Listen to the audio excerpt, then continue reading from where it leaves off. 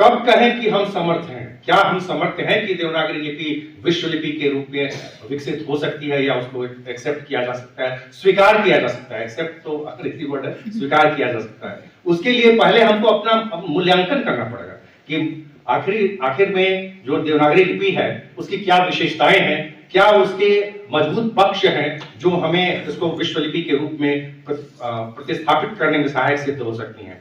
बहुत कुछ बातें तो मुक्ता कौशिक जी ने बताई हैं, काफी शोध करके, काफी रिसर्च करके उन्होंने अपना वक्तव्य दिया है, और उससे भी मैं प्रेरणा लेकर के और कुछ आगे मैं अपनी बात करना चाहता हूं। क्योंकि पहले भी कहा जा चुका है कि नागरी लिपि की सबसे बड़ी विशेषता है कि नागरी लिपि में एक ध्वनि के लिए एक ही लिपिक चिन्ह है। यह विशेषता विश्व के अन्य लिपियों जैसे रोमन आदि में नहीं है। यह पहली विशेषता। दूसरी विशेषता यह है कि जो वही लिखा जाता है जो बोला जाता है, और वही बोला जाता है जो बोला जाता है वही लिखा जाता है। ये भी किसी भी लिपि में जो अंतरराष्ट्रीय विश्व की लिपियां हैं उसमें ये नहीं है।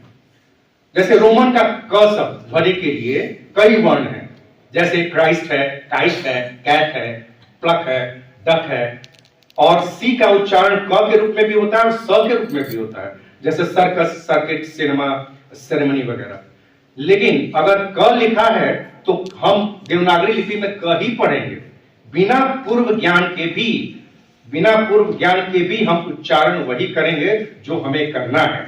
लेकिन अंग्रेजी या रोमन या दूसरी भाषाओं के साथ ऐसा नहीं है। उसका पूर्व ज्ञान होना जरूरी है कि कहां पे क का हो सकता है, कहां पर वही च भी हो जाएगा, कहां पर वही कुछ और हो जाएगा। और दूसरी बात कि जैसे कुछ शब्द ऐसे हैं रोमन में जिसमें कुछ सिलेबल जो है वो साइलेंट हो जाते हैं। जैसे साइकोलॉजी की बात हम करते हैं, साइकोलॉजी में पी साइलेंट है। अगर हमें इसकी जानकारी नहीं है तो हम इसको पी साइकोलॉजी कहेंगे या कुछ कहेंगे। टॉक है, टॉक पे एल साइलेंट है, हम टॉल को करने शुरू कर देंगे। जो चीज हमारे इस जो नागरी लिपि है उसमें नहीं। रोमन में जैसे हम कमल अगर लिखते हैं तो उस कमल को कमल भी बोलेंगे, हमको अगर पूर्व ज्ञान नहीं है तो कमाल भी बोलेंगे, कामल भी बोलेंगे, कुछ भी पढ़ सकते हैं उसमें। लेकिन ऐसी स्थिति हमारी नागरी लिपि में नहीं है। फिर जैसे चाइनीज, अच्छा एक चीज और है कि जो लिपि का विकास हुआ है, विकास में जो मैं बहुत ज्ञाता नहीं हूं इस नागरी लिपि और इसके बारे में, लेकिन जो कुछ मैंने कुछ सूचनाएं एकत्रित करके जो मैं कह रहा हूं उसमें 4 लेवल पर लिपि का विकास हुआ है। पहले चित्रात्मक, फिर भावात्मक, फिर वर्णात्मक, फिर अक्षरात्मक। हम अक्षर के स्टेज पर पहुंच चुके हैं। नागरी लिपि जो है अक्षर के स्टेज पे पहुंच चुकी है, तो ये भी एक बहुत बड़ी बात है। दूसरा है कि चाइनीज भाषा में जो चित्रात्मक है उसमें 50,000 से ज्यादा चित्रों के रूप को ध्यान रखना पड़ता है। जो जापानीज लैंग्वेज उसमें 2000 से ज्यादा चित्रों को ध्यान रखना पड़ता है। अब ये इतनी सारी चीजें आपको कैसे जहन में आएंगी? और हमारे में देखिए कि रोमन में 26 ही है जो अपर्याप्त है, हमारे में 52 है जो अभी तक पर्याप्त है। कुछ कोई भी चीज आदर्श नहीं हो सकती है, कुछ कभी वैसी हो सकता है, लेकिन फिर भी वो पर्याप्त है। हम उससे अपनी बात को सही तरीके से और प्रभावपूर्ण तरीके से और प्रभावपूर्ण तरीके से हम कह सकते हैं, बता सकते हैं, और उसमें कोई भी कहीं भी पूर्व ज्ञान की आवश्यकता नहीं है, जो टॉक वगैरह वगैरह जो मैं बता रहा था उसमें था। तो उसके बाद अब आप आए कि कंप्यूटर की भाषा सीखना चाहते हैं तो संस्कृत के बारे में अभी विश्व पटल पर हम जब अपनी बात कहते हैं तो कोई स्वीकार नहीं करता है, लेकिन जब बाहर रिसर्च होता है, शोध कोई होता है, वो जब कहते हैं तो हम उसको स्वीकार करने लगते हैं। तो अभी संस्कृत भाषा जो है, संस्कृत भाषा की लिपि भी देवनागरी है, और ये सबसे ज्यादा वैज्ञानिक भाषा है। ये पश्चिम के जो देश हैं, अमेरिका वगैरह, जो शोध हुआ है उसमें साबित हो चुका है, जिसका प्रयोग ये कंप्यूटर में तो कर ही रहे हैं, और ये प्रयोग अपने साइंटिफिक जो रिसर्चेस हो रहे हैं उसमें भी उसको कर रहे हैं। तो इसलिए भी हमारी नागरी लिपि, हमारी जो भाषा है, नागरी लिपि जो है वो इसकी ये एक बहुत बड़ी विशेषता हो गई।